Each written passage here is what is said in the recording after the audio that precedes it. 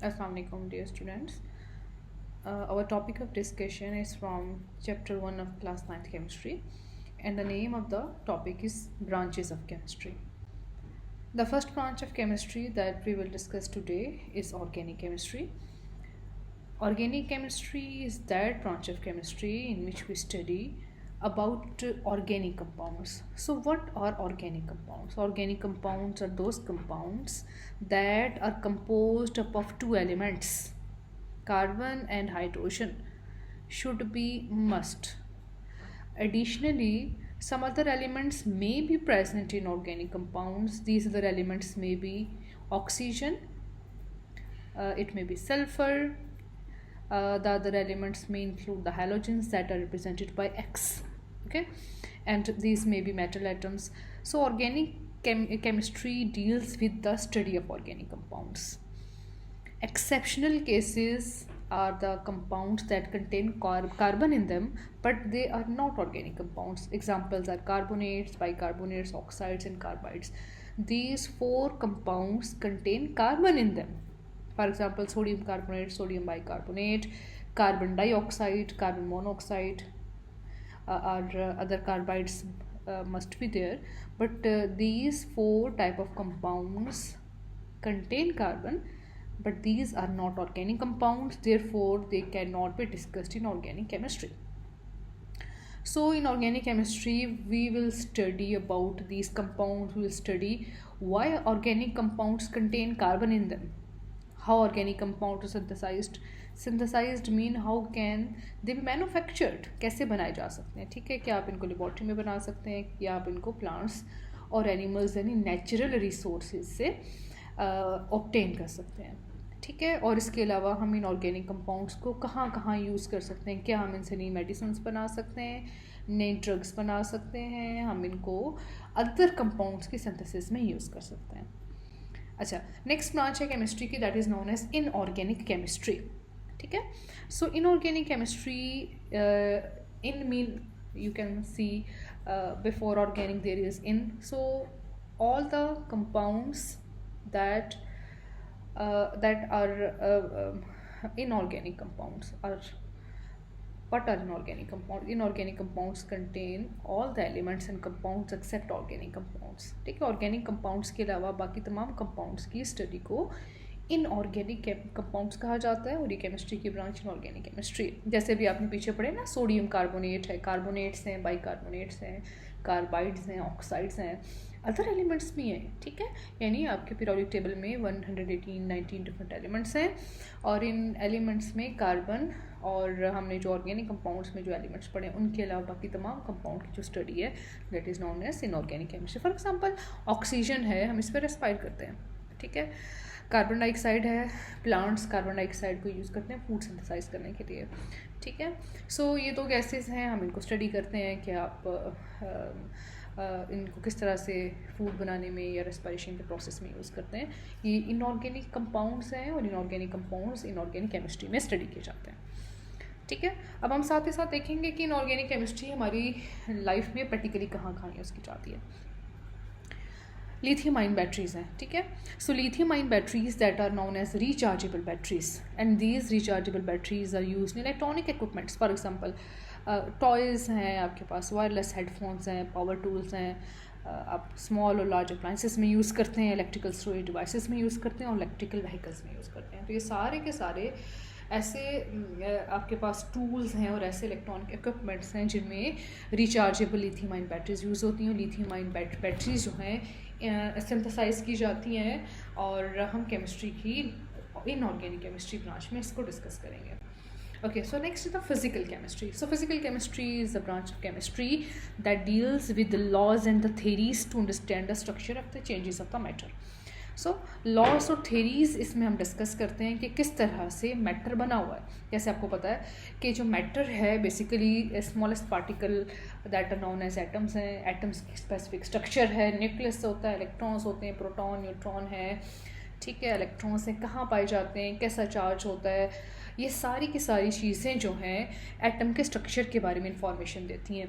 जब एक मैटर एक स्टेट से दूसरी स्टेट में कन्वर्ट होता है तो उसमें क्या चेंजिंग्स आती हैं। सो मैटर की स्ट्रक्चर को, मैटर की चेंजेस को डिस्कस करने के लिए, चाहे वो फिज़िकल चेंजेस हों या केमिकल चेंजेस हों, इनको डिस्कस करने के लिए हम जो लॉज पढ़ते हैं, जो थेरीज पढ़ते हैं, उनको हम केमिस्ट्री की फ़िज़िकल केमिस्ट्री ब्रांच में डिस्कस करते हैं। सो लॉज जो होते हैं वो आपके पास एक्सपेरिमेंटली वेरीफाइड होते हैं, ठीक है। Likewise you people have studied about the law of conservation of mass, law of conservation of energy, ठीक है। इसी तरीके से आपने फिज़िक्स में बहुत सारे लॉज पढ़े होंगे। जो थेरीज होती हैं वो that contain some faults in them, they are not 100% verified with experiments. For example आपने क्लास 9th में सेकंड चैप्टर में आप थेरी पढ़ेंगे, थर्ड चैप्टर्स में अदर चैप्टर्स में भी थेरीज पढ़ेंगे। For example Rutherford atomic theory है, बोहर एटॉमिक थेरी है, ठीक है। तो फिजिकल केमिस्ट्री में हम ये डिस्कस करते हैं कि एटम की स्ट्रक्चर कैसी होती है। तो आपने पढ़ी हुई है, बहुत ही फेमस बहुत स्ट्रक्चर्स हैं। आपके पास न्यूक्लियस है that contains a positive charge, और आपके पास सर्कुलर पाथवेज होते हैं, और इन सर्कुलर पाथवेज में इलेक्ट्रॉन्स रिवॉल्व करते हैं। और हम ये भी डिस्कस करते हैं कि डिफरेंट केमिकल बॉन्ड्स कैसे बनते हैं। आपने क्लास 8 में केमिकल बॉन्ड्स की दो बहुत फेमस टाइप्स पढ़ी हुई हैं। The first one is known as the covalent bond, ठीक है, जिसमें आप क्या करते हैं, देखते हैं कि किस तरह से इलेक्ट्रॉन पेयर्स जो शेयर होते हैं। इलेक्ट्रॉन्स को हम डॉट से रिप्रेजेंट करते हैं, और साथ ही साथ हम इनको क्रॉस से भी रिप्रेजेंट कर सकते हैं। सो इनको हम डॉट एंड क्रॉस स्ट्रक्चर्स कहते हैं। आयनिक बॉन्ड कैसे बनता है और कोवलेंट बॉन्ड कैसे बनता है। केमिकल रिएक्शंस कैसे होते हैं, बहुत ही फेमस केमिकल रिएक्शन है कि जब हाइड्रोजन और ऑक्सीजन कंबाइन करते हैं, इस कम्बिनेशन के नतीजे में वाटर की फॉर्मेशन होती है। तो हाइड्रोजन और ऑक्सीजन किस रेशो में कंबाइन करते हैं, इसके नतीजे में वाटर की फॉर्मेशन जब होती है तो वाटर की कितनी अमाउंट बनती है। और साथ ही साथ आपके पास कौन से एटमॉस्फेरिक और एक्सटर्नल फैक्टर्स हैं जो कि मेंटेन रखना ज़रूरी है for the formation of a specific quantity of water, ठीक है। सो ये हम सब का सब फिजिकल केमिस्ट्री में स्टडी करेंगे। तो ऑर्गेनिक केमिस्ट्री, देन इनऑर्गेनिक है, physical chemistry, analytical chemistry. So analytical chemistry is that branch in which we study about the composition and the properties of matter. Composition mean कि आपका जो matter है वो कौन कौन से एलिमेंट से मिलके बना है। पीरियोडिक टेबल में आपके पास 119 डिफरेंट एलिमेंट्स हैं। तो आपने ये देखना है कि आपका जो स्पेसिफिक मैटर है उसमें कौन कौन से एटम्स प्रेजेंट हैं, ठीक है। और ये एटम्स जो हैं वो किस तरह से क्या कर रहे हैं, कंबाइन करते हैं, किस रेशो में कंबाइन करते हैं, वाटर बनाते हैं, कोई भी किसी की तरह का मैटर बना रहे हैं, और मैटर की फिजिकल स्टेट क्या है, ठीक है। सो इसको कंपोजिशन कहा जाता है। प्रॉपर्टीज़ भी डिस्कस की जाती हैं, ठीक है। और एनालिटिकल केमिस्ट्री में हम डिफरेंट टूल्स यूज़ करते हैं, इंस्ट्रूमेंट्स यूज़ करते हैं, ठीक है। सो ये डिफरेंट टूल्स, इक्विपमेंट्स और इंस्ट्रूमेंट्स हमारी लेबॉर्ट्रीज में प्रेजेंट होते हैं। ग्लासवेयर्स भी हो सकते हैं, इलेक्ट्रॉनिक इक्विपमेंट्स भी प्रेजेंट हो सकते हैं। इनको यूज़ करते हुए हम ये फाइंड आउट करते हैं कि फॉर एग्जांपल एक स्पेसिफिक जो आपके पास सैम्पल है उसके अंदर कौन कौन से एलिमेंट्स प्रेजेंट हैं, किस रेशो में प्रेजेंट हैं, ठीक है। फॉर एग्जांपल आप क्या करते हैं कि एनालिटिकल केमिस्ट्री से ही एक केमिस्ट्री की ब्रांच इमर्ज होती है, that is known as the forensic chemistry.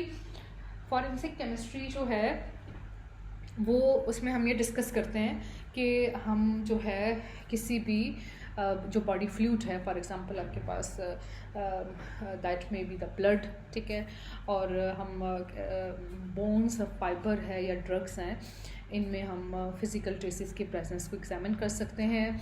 और इस तरह से आप किसी भी सस्पेक्ट को जो है वो क्या कर सकते हैं, ये इन्वेस्टिगेशन, क्राइम इन्वेस्टिगेशन में यूज़ किया जाता है फॉरेंसिक केमिस्ट्री ब्रांच को, ठीक है। So the next branch of chemistry is known as the biochemistry. Biochemistry, as you can see, biochemistry is composed of two words. Bio mean life, chemistry यानी life के अंदर होने वाले chemical reactions की जो study है, जो discussion है, it is known as the biochemistry. Plants और animals में और microorganisms में होने वाले जो chemical reactions हैं, ठीक है, उनकी जो स्टडी है वो बायोकेमिस्ट्री में की जाती है। फॉर एग्जांपल ह्यूमंस हैं, ठीक है, ऑक्सीजन रेस्पिरेशन के लिए चाहिए, फूड इनटेक करते हैं, वो फूड ब्रेक डाउन होती है, एनर्जी में कन्वर्ट होती है। सो अगेन ये बायोकेमिस्ट्री में हम इसको डिस्कस करेंगे। प्लांट्स हैं, ठीक है, प्लांट्स क्या करते हैं कि और कार्बन डाइऑक्साइड को यूज़ करते हैं, फूड बनाते हैं। किस तरह से फूड बनती है अगेन बायोकेमिस्ट्री में डिस्कस करेंगे, ठीक है। इसी तरीके से हम प्लांट्स और एनिमल्स की बॉडीज़ में पाए जाने वाले जो डिफरेंट बायोमोलिक्यूल्स हैं, जैसा कि लिपिड्स हो गए, आपके पास कार्बोहाइड्रेट्स होंगे, प्रोटीन्स हैं, न्यूक्लिक एसिड्स हैं। तो किसी भी लिविंग ऑर्गेनिज्म की बॉडी की फॉर्मेशन में और उसका जो फंक्शनल डेवलपमेंट है, उसका जो स्ट्रक्चरल डेवलपमेंट है, उसकी फॉर्मेशन में इन बायोमोलिक्यूल्स का क्या रोल होता है। नेक्स्ट आपके पास आ जाती है केमिस्ट्री की branch that is known as the environmental chemistry. Environmental chemistry में हम ये डिस्कस करते हैं कि ह्यूमन एक्टिविटीज़ के नतीजे में होने वाले जो पोल्यूटेंट्स हैं जो कि एटमॉस्फेयर में रिलीज़ हो रहे हैं, वो किस तरह से हमारे एनवायरनमेंट को इफ़ेक्ट कर रहे हैं और इस इफ़ेक्ट से हमारा जो एनवायरनमेंट है वो किस तरह से पोल्यूट हो रहा है, ठीक है। यानी ह्यूमन एक्टिविटीज़ के नतीजे में पोल्यूटेंट्स प्रोड्यूस हो रहे हैं, ठीक है। सो हम ये देखेंगे कि हम कौन सी ऐसी एक्टिविटीज़ कर रहे हैं जिसकी वजह से एयर पोल्यूशन हो रही है। फॉर एग्जांपल हम बहुत सारी फैक्ट्रीज बनाते जा रहे हैं, ट्रीज़ को कट करते जा रहे हैं, आपके पास क्या कहते हैं, lot of factors are there, ठीक है। एयर पोल्यूशन के कॉन्सिक्वेंसेस क्या हैं, बहुत सारे कॉन्सिक्वेंसेस हैं। एसिड रेन है, ग्रीन हाउस इफेक्ट की वजह से प्रोड्यूस होने वाली ग्लोबल वार्मिंग है। और हम ये भी डिस्कस करते हैं कि हम एयर पोल्यूशन को किस तरह से कम कर सकते हैं, हम ऐसे कौन से मेजर्स उठा सकते हैं। फॉर एग्जांपल आप कैसे पोल्यूशन कम कर सकते हैं। पोल्यूशन को कम करने के लिए आप ऐसे कर सकते हैं, ट्रीज़ उगा सकते हैं, आप ग्रीन एनर्जी यूज़ कर सकते हैं, और आप कंपेन्स चला सकते हैं, स्टूडेंट लेवल्स पे अवेयरनेस क्रिएट कर सकते हैं, पब्लिक लेवल पे अवेयरनेस क्रिएट कर सकते हैं। सो that is environmental chemistry. Next is industrial chemistry. Name से इंडिकेट हो रहा है कि इसमें हम डिस्कस करेंगे कि इंडस्ट्रीज़ में हम कैसे केमिकल्स बना सकते हैं। So it deals with a large scale production of chemicals. इसमें हम केमिकल सब्सटेंसेस बनाते हैं इंडस्ट्रियल केमिस्ट्री में। हम डिस्कस करते हैं कि आप फॉर एग्जांपल आपने कोई प्रोडक्ट बनानी है, केमिकल प्रोडक्ट बनानी है। एक केमिकल प्रोडक्ट डिफरेंट तरीक़ों से बनाई जा सकती है। फॉर एग्जांपल आप यहाँ पे यूरिया बनाना चाह रहे हैं। यूरिया आपको पता है कि एक इंपॉर्टेंट नाइट्रोजन कंटेनिंग फर्टिलाइज़र है, ठीक है। यूरिया बनाने के बहुत सारे मेथड्स हैं, लेकिन आप वो मेथड यूज़ करेंगे कि जिसमें कॉस्ट कम आती है, जिसमें लेबर कम आती है, जो ज़्यादा प्रोडक्ट बना सकता है, ठीक है। सो हम केमिस्ट्री की इस ब्रांच में लार्ज अमाउंट में प्रोडक्ट फॉर्मेशन को डिस्कस करते हैं, फिर उसको बनाते हैं, केमिकल लेवल पे इम्प्लीमेंट करते हैं। अदर एग्जांपल्स हैं, for example production of cement है, ग्लास है, बेतहाशा इंडस्ट्रीज़ हैं आपके पास, जिसमें हम क्या करते हैं, इंडस्ट्रियल केमिस्ट्री को में डिस्कस करते हैं। Next medicinal chemistry. नेम से इंडिकेट हो रहा है कि इसमें हम डिस्कस करते हैं कि हम किस तरह से स्पेसिफिक जो आपकी डिज़ीज़ है उसको क्योर करने के लिए जो मेडिसिन बनाते हैं, जो ड्रग्स बनाते हैं, वो किस तरह से बनाई जा सकती हैं। मेडिसिनल केमिस्ट्री में देखिए अगेन मेडिसिन जो हैं बेसिकली अगेन केमिकल सब्सटेंसेस होते हैं। सो specific medicinal medicines or drugs are there to cure a specific disease. So chemistry की ब्रांच मेडिसिनल केमिस्ट्री कहलाती है, ठीक है। Next branch is the polymer chemistry. So polymer chemistry is that branch in study about the study of polymers. So polymers क्या हैं, polymer large molecules होते हैं जिनका मॉलिक्यूलर वेट थाउजेंड्स में होता है। हम ये डिस्कस करते हैं कि पॉलीमर्स कैसे बनाए जाते हैं, इनको कहाँ कहाँ यूज़ किया जाता है, इनकी इम्पोर्टेंस क्या है, और पॉलीमर्स की डिफरेंट पॉलीमराइजेशन की डिफरेंट टाइप्स कौन कौन सी हैं। बेतहाशा एग्जांपल्स एग्जिस्ट करती हैं पॉलीमर्स की, आप डेली लाइफ में देखेंगे।